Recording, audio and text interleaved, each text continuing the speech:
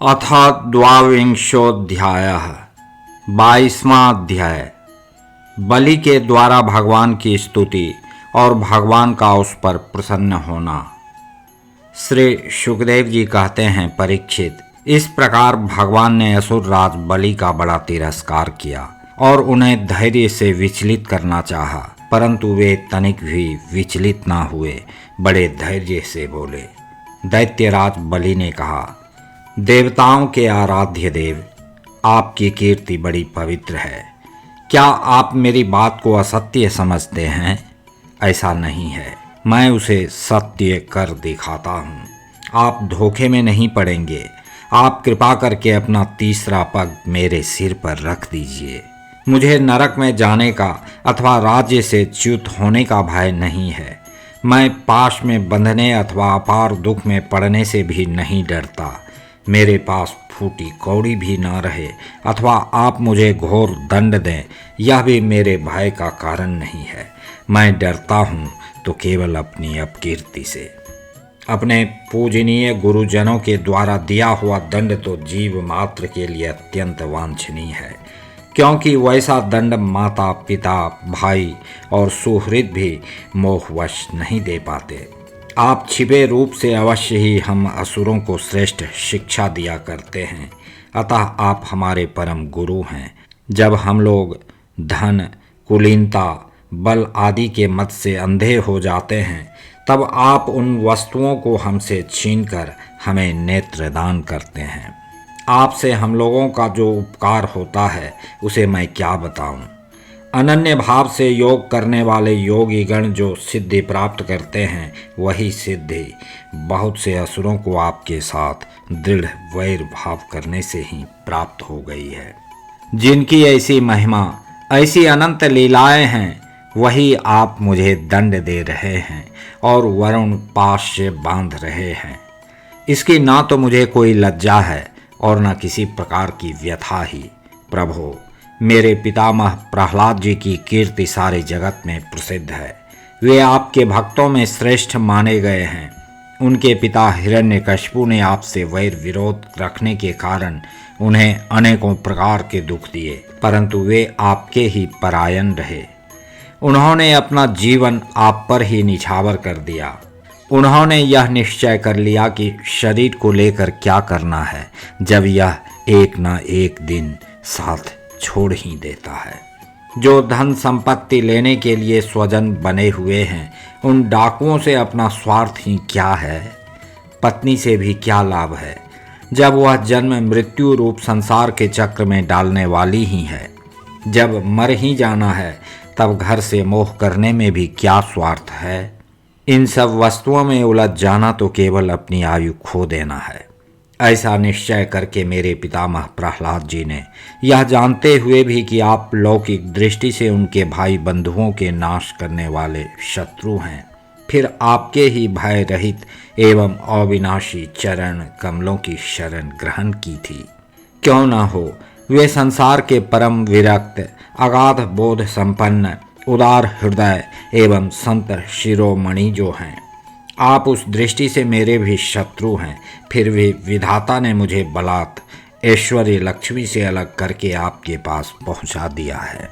अच्छा ही हुआ, क्योंकि ऐश्वर्य लक्ष्मी के कारण जीव की बुद्धि जड़ हो जाती है और वह यह नहीं समझ पाता कि मेरा यह जीवन मृत्यु के पंजे में पड़ा हुआ और अनित्य है। श्री सुखदेव जी कहते हैं, परीक्षित, राजा बलि इस प्रकार कह ही रहे थे कि उदय होते हुए चंद्रमा के समान भगवान के प्रेम पात्र प्रहलाद जी वहां आ पहुँचे। राजा बलि ने देखा कि मेरे पितामह बड़े श्री संपन्न हैं, कमल के समान कोमल नेत्र हैं, लंबी लंबी भुजाएं हैं, सुंदर ऊंचे और श्यामल शरीर पर पीतांबर धारण किए हुए हैं। बलि इस समय वरुण पाश में बंधे हुए थे, इसलिए प्रहलाद जी के आने पर जैसे पहले वे उनकी पूजा किया करते थे, उस प्रकार ना कर सके। उसके नेत्र आंसुओं से चंचल हो उठे, लज्जा के मारे मुंह नीचा हो गया। उन्होंने केवल सिर झुकाकर उन्हें नमस्कार किया। प्रहलाद जी ने देखा कि भक्त वत्सल भगवान वहीं विराजमान हैं और सुनंद नंद आदि पार्षद उनकी सेवा कर रहे हैं। प्रेम के उद्रेक से प्रहलाद जी का शरीर पुलकित हो गया। उनकी आंखों में आंसू छलक आए। वे आनंद पूर्ण हृदय से सिर झुकाए अपने स्वामी के पास गए और पृथ्वी पर सिर रखकर उन्हें साष्टांग प्रणाम किया। प्रहलाद जी ने कहा, प्रभु, आपने ही बलि को यह ऐश्वर्यपूर्ण इंद्र पद दिया था, अब आज आपने ही उसे छीन लिया। आपका देना जैसा सुंदर है वैसा ही सुंदर लेना भी। मैं समझता हूँ कि आपने इस पर बड़ी भारी कृपा की है, जो आत्मा को मोहित करने वाली राज्य लक्ष्मी से इसे अलग कर दिया। प्रभु, लक्ष्मी के मत से तो विद्वान पुरुष भी मोहित हो जाते हैं, उसके रहते भला अपने वास्तविक स्वरूप को ठीक ठीक कौन जान सकता है। अतः उस लक्ष्मी को छीनकर महान उपकार करने वाले समस्त जगत के महान ईश्वर, सबके हृदय में विराजमान और सबके परम साक्षी श्री नारायण देव को मैं नमस्कार करता हूँ। श्री शुकदेव जी कहते हैं, परीक्षित, प्रहलाद जी अंजलि बांधकर खड़े थे। उनके सामने ही भगवान ब्रह्मा जी ने वामन भगवान से कुछ कहना चाहा, परंतु इतने में ही राजा बलि की परम साध्वी पत्नी विंध्यावली ने अपने पति को बंधा देखकर भयभीत हो भगवान के चरणों में प्रणाम किया और हाथ जोड़ मुंह नीचा कर वह भगवान से बोली। विंध्यावली ने कहा, प्रभु, आपने अपनी क्रीड़ा के लिए ही संपूर्ण जगत की रचना की है। जो लोग कुबुद्धि हैं वे ही अपने को इसका स्वामी मानते हैं। जब आप ही इसके कर्ता, भर्ता और संहर्ता हैं, तब आपकी माया से मोहित होकर अपने को झूठ मूठ कर्ता मानने वाले निर्लज्ज आपको समर्पण क्या करेंगे। ब्रह्मा जी ने कहा, समस्त प्राणियों के जीवन दाता, उनके स्वामी और जगत स्वरूप देवाधिदेव प्रभु, अब आप इसे छोड़ दीजिए। आपने इसका सर्वस्व ले लिया है, अतः अब यह दंड का पात्र नहीं है। इसने अपनी सारी भूमि और पुण्य कर्मों से उपार्जित स्वर्ग आदि लोक, अपना सर्वस्व तथा आत्मा तक आपको समर्पित कर दिया है, एवं ऐसा करते समय इसकी बुद्धि स्थिर रही है, यह धैर्य से च्युत नहीं हुआ है। प्रभु, जो मनुष्य सच्चे हृदय से कृपणता छोड़कर आपके चरणों में जल का अर्घ्य देता है और केवल दुर्बा दल से भी आपकी सच्ची पूजा करता है, उसे भी उत्तम गति की प्राप्ति होती है। फिर बलि ने तो बड़ी प्रसन्नता से धैर्य और स्थिरता पूर्वक आपको त्रिलोकी का दान कर दिया है, तब यह दुख का भागी कैसे हो सकता है। श्री भगवान ने कहा, ब्रह्मा जी, मैं जिस पर कृपा करता हूँ उसका धन छीन लिया करता हूँ, क्योंकि जब मनुष्य धन के मद से मतवाला हो जाता है तब मेरा और लोगों का तिरस्कार करने लगता है। यह जीव अपने कर्मों के कारण विवश होकर अनेक योनियों में भटकता रहता है, जब कभी मेरी बड़ी कृपा से मनुष्य का शरीर प्राप्त करता है। मनुष्य योनि में जन्म लेकर यदि कुलीनता, कर्म, अवस्था, रूप, विद्या, ऐश्वर्य और धन आदि के कारण घमंड ना हो जाए तो समझना चाहिए कि मेरी बड़ी ही कृपा है।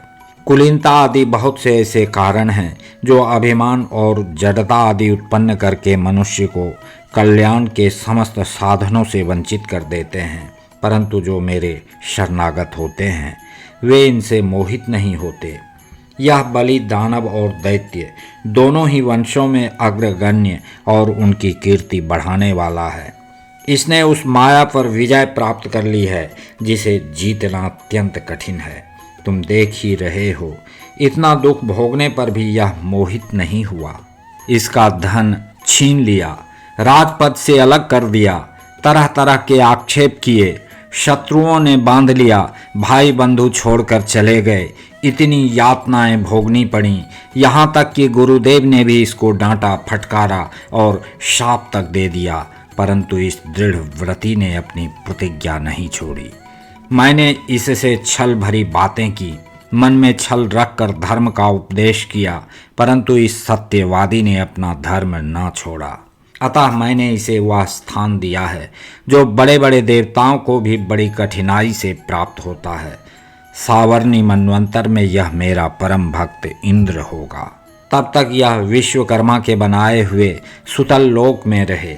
वहाँ रहने वाले लोग मेरी कृपा दृष्टि का अनुभव करते हैं, इसलिए उन्हें शारीरिक अथवा मानसिक रोग, थकावट, तंद्रा, बाहरी या भीतरी शत्रुओं से पराजय और किसी प्रकार के विघ्नों का सामना नहीं करना पड़ता।